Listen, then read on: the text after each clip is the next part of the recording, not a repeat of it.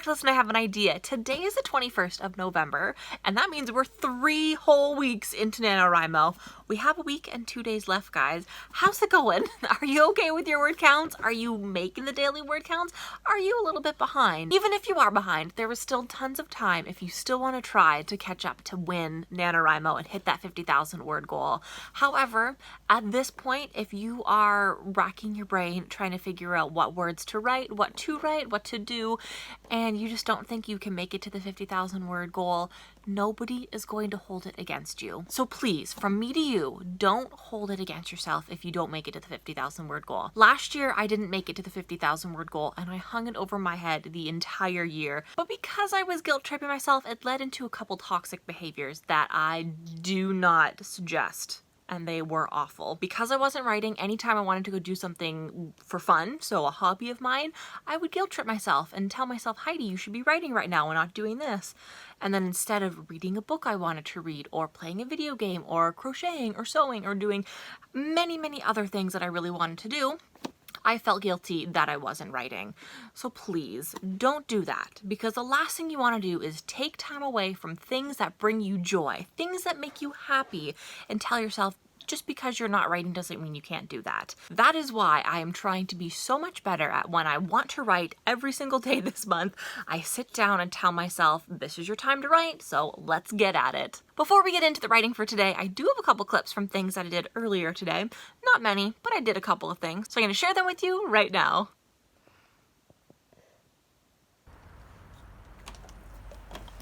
She never eats her bone.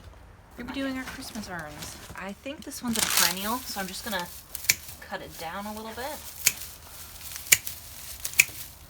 And hopefully it'll regrow next year. So we got our cedar. We're gonna stick it in and just spots along the side. Basically using all of the same techniques that we learned at that urn class that I went to a couple weeks ago. First one that we have is cedar. The second one is noble fir, which is this one. Myself. Okay, thank you. What you're supposed to do is you have to take off a couple of the pine needles right at the base of the stem to help it absorb extra water. Okay, these ones. Now for the pièce de résistance, the window box, that I have this incredible red reindeer that I got sidewalk special. Dig some holes for the feet. All right, so he is in there about as strongly as I can get him. The soil is very dry, so I'm gonna have to water him in. And then once it freezes, he will not budge. A couple pieces of the cedar in there. I don't really like the placement.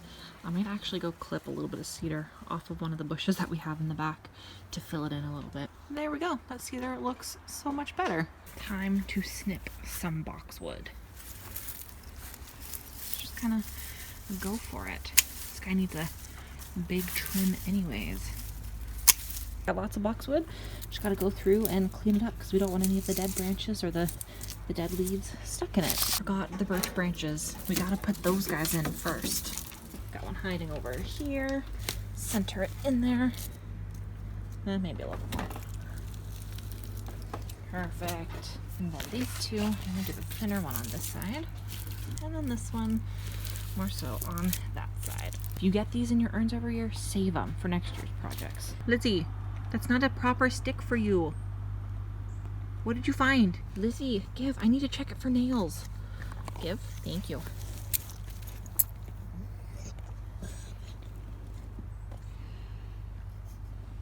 There's no nails. Have at it. Boxwood pieces. I'm just going to kind of stick them in right now as filler. I need to go out and get some kind of cypress for the very top. But for now, it will kind of look cute right in the middle. I'm just going to concentrate these ones in the back of this display to give it a little bit of height. Now, back to the writing. I got a package today, so as I explain what I was writing today, I'm going to open it and share it with you. My writing today definitely took a turn for the better. The past couple of days, I have been in this a little bit of a rut with chapter 9 and trying to figure out where it's going. Not super happy with what I had been writing. Yesterday, we kind of hit a turning point where I'm definitely a lot happier with how the chapter went. And today, we went even further. I am loving the way that the chapter is going. Last night before bed, I sat down and I listened to Boy in Space's cover of Forever Young. I listened to it on repeat for about an hour, and I just spent the entire hour daydreaming of my characters and what kind of situations they would be in. And I ended up coming up with an idea for the chapter that I thought would really work. It would kind of encompass everything that I was trying to work towards in finishing the chapter, to bring it up with the list of things that I have on my whiteboard here, and to try to make chapter 9 a lot better. And as I went to go write today, it certainly did make it better. Things that I had written down on my whiteboard behind me for chapter 9, I am actually at that point without needing to renegotiate it, without needing to redo it, come up with new ideas for it. With everything that I accomplished today and my daydreaming that I had yesterday, I have come to the point where all of that I'd written on my whiteboard is coming true, and it's happening on my screen as I write it. Okay, the box. Let's see what we got. We have gotten Firstborn by Becca C. Smith and Hina McCord. I am very happy. It is a sequel to Vessel. And then their third book, which is it? I can't remember what the third one is called. Oh, I'm so sorry, Becca. But it comes out in December. I haven't read that one. I obviously just got this one, so I haven't read it just yet, and I probably won't read it until December after NaNoWriMo, but I'm so excited. If you guys didn't know, I've actually met Becca a couple of times. I met her and Kate Kavanaugh last summer in Toronto, and then I met up with Becca again in October, and we spent some time writing and walking around the city, and it was fantastic. Both her and Kate are such wonderful, genuine people, and of course, when they come out with books, you gotta support and get them. I haven't read either of them yet, and I probably won't get to it until about December. As soon as I read them, I will be reviewing them not only here on the channel, but on Amazon as well. Time to talk words for the day. So I wrote 1,046 words today, which is my lowest word count day so far throughout the entire NaNoWriMo experience this month. Cutting it close again today, but we did it! 1,046 words, and we crossed the 40,000 word mark. Oh, I'm so excited to go update the NaNoWriMo website today. And I'm okay with that. I am perfectly fine. I wrote 1,000 words that I am thrilled with. I don't want to delete a single one. I have a lot more that I need to update with those words because I did it all point form. So there's a lot more that I can go in, edit, of course, with the grammar, punctuation, and all of that fun stuff. But I am thoroughly pleasantly surprised with how well today's writing session went, especially since the past couple of days have been so difficult for me.